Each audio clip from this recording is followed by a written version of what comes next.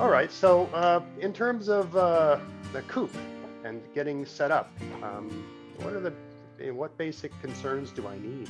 Like, how big should it be per bird? What's the basic materials you need to get? Right. I got nothing.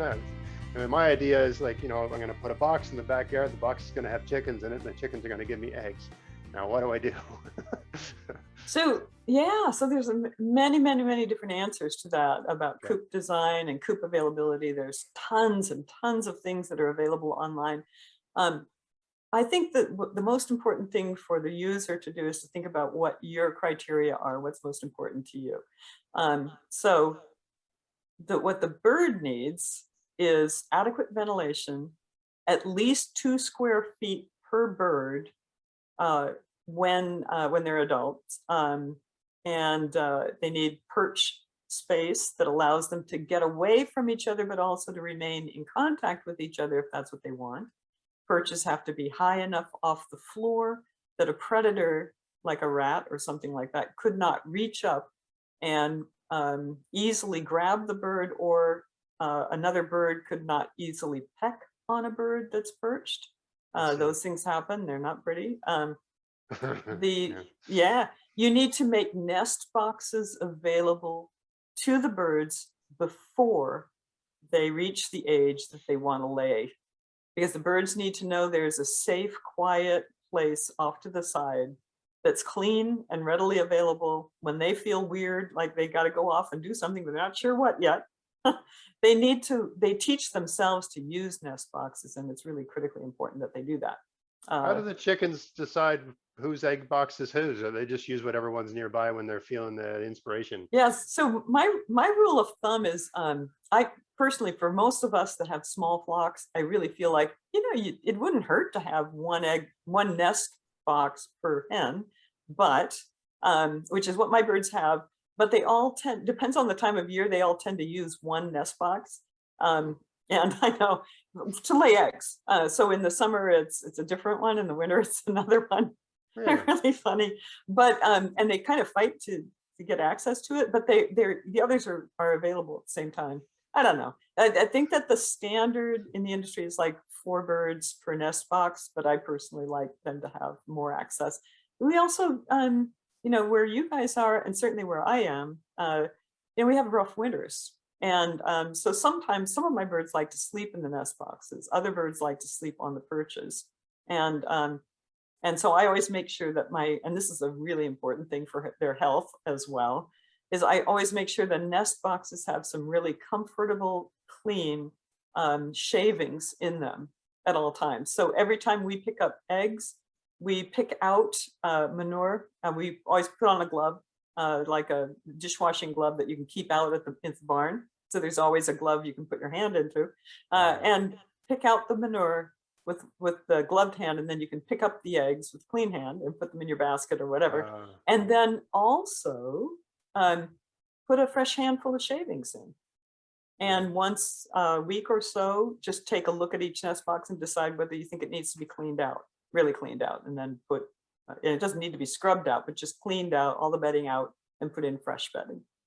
I see. So that's really important. Oddly enough, we have lots of birds die because they have ascending infections in the oviduct that can take over the abdomen of the bird and just make it a mess.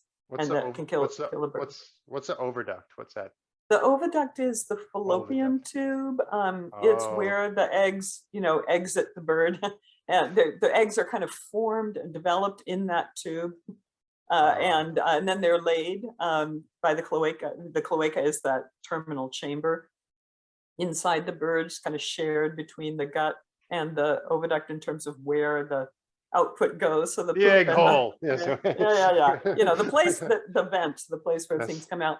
Anyway, but when birds lay their eggs, that some of that actually everts slightly. The tissue inside the bird slightly comes out. And when it does that, then it contacts the environment, which is the nest, right? And if the nest is dirty and there's manure in it, now that lining of the oviduct picks up those bacteria. Eek. It's not good, and it can form very serious infections in birds, and the birds can die. Okay.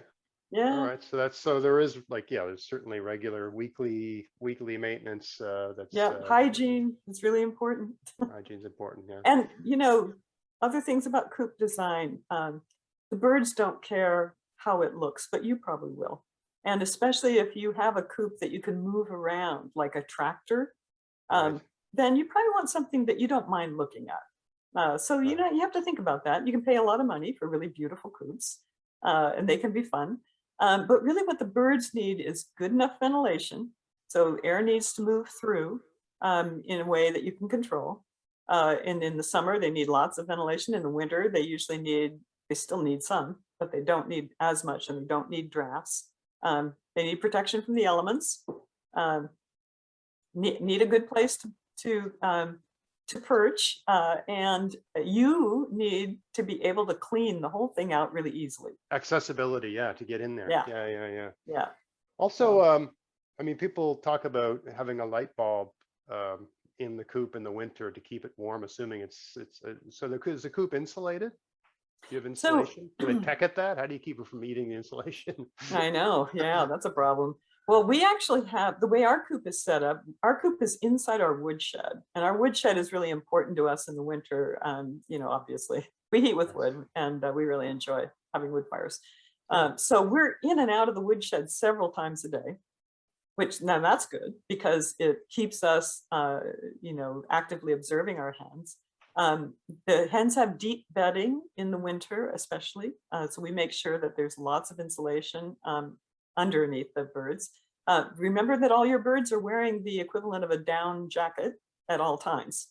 And so, they actually overheat if you coddle them too much. We have the nest boxes, which are deeply bedded and also have a little curtain in the front. So the birds can get out of the weather and into a much warmer environment if they choose to at any time. But they still, a lot of them like to spend the night on the perch. The woodshed allows an outside wall, and then there's hardware cloth that, so which is that rigid, small size, small netting size metal wire, keeps predators out and the birds in. And what else? Yeah, so there's good ventilation. The birds, you always have to go in and stick your nose into the coop or someplace where you can breathe the air the birds are breathing, so you're kind of on their level. And if you can smell any ammonia at all, then that's not good. You either need to change your bedding and or adjust the ventilation, because that ammonia will kill those birds much quicker than cold will. Really? So yeah, it's not You a just good get situation. infected. It makes them more susceptible to infections and problems. Yeah, it's a severe respiratory irritant and can be fatal. I see. That makes a lot of sense. Yeah. All right. And okay, so I think I had like three things, but I think we've segued into all of them. Materials, heat, and space. I think. I was going to ask you about like that. So, the guy I get my eggs from, he's got the sort of indoor place that the chickens go, but then he's got an outdoor place where they run around. Is that called chicken run? That's great. Yeah. So your 2 foot per chicken rule, is that inclusive of the run, or is the run separate from that? First of all, this is yet another thing where you might want to check with your region or your province to see, or town, to see if there are ordinances about best management practices, and they may have guidance for theirs. For me, it's like, well, wherever the chickens are hanging out together, I want them to have at least that much space per chicken. So, he may have his chickens inside sometimes and outside sometimes and close the door. That means that the chickens, are in 2 very separate spaces. And my take on that is that they should have 2 square feet per chicken in each of those spaces. But if they're continuously available at all times, the chickens actually can go in and out at will, then that's different. So this goes back to your thing about they need to be able to get away from one another in case one of them gets a bit bitey and pecky. That's right. Yeah.